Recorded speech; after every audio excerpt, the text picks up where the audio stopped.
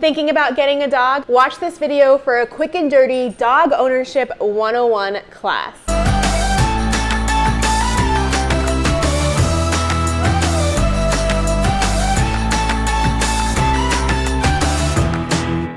For the best dog training and product advice, be sure to hit subscribe to my channel and hit the bell to be notified when I put out a new video every Wednesday. And for those of you who don't know me, my name is Lisa. I've dog sat and trained hundreds and hundreds of dogs and puppies, and I love sharing my advice with all of you. Today I have my sidekick Sassy with me, in case you're wondering who this is. She's super sweet, but we're gonna go over everything you need to know if you're thinking about getting a dog, or if you already have a dog and you just wanna know some good owner tips. Let's go ahead and get started. Number one is to figure out an exercise schedule for your dog. Dogs need exercise even if you have a yard. In order to properly mentally stimulate your dog does need to sniff around outside to get those social messages. Simply letting them out in the yard will not have the same effect. Walking your dog or running with your dog is also a great way to really truly bond with your dog. Walking your dog or running with your dog is also a great way to keep your dog's weight in check. Oftentimes, dogs that don't get regular walks tend to be more on the overweight side, which is not good for their health.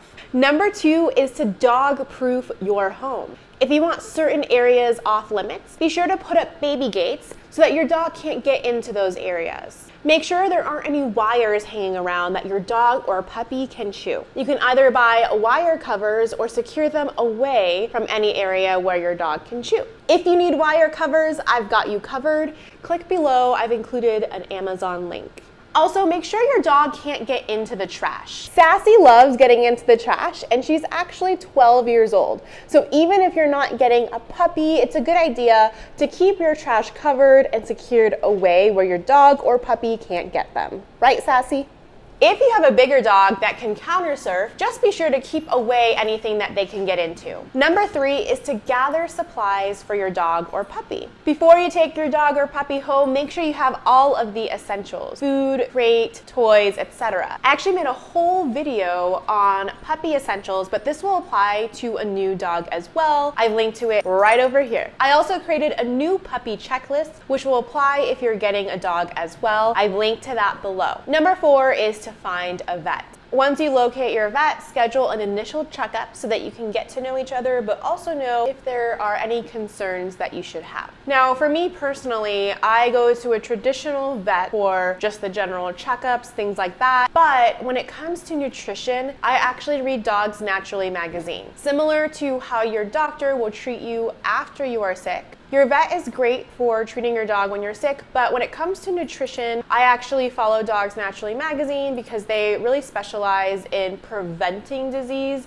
versus just treating a disease once it's there. Be sure to check them out. They're one of my favorite websites to kind of look at when it comes to dog nutrition. Number five is to enroll in a positive reinforcement training class. Did you know the majority of dogs are given up due to issues that can be fixed with training? This is definitely one of the most important aspects of being a good dog owner. A basic formula that I came up with is time spent training plus all family members staying consistent with the training plus exercise plus mental stimulation equals a well-behaved dog. Of course, there are always caveats, like if your dog has gone through any sort of trauma, if your dog has any mental illnesses, or any just general illnesses. But in general, this is a really great formula to follow. Now, if you're adopting an older dog, they already might have some habits. These are much harder to break, and know that you'll have to invest a little bit more time training them. In general, breaking bad habits is going to be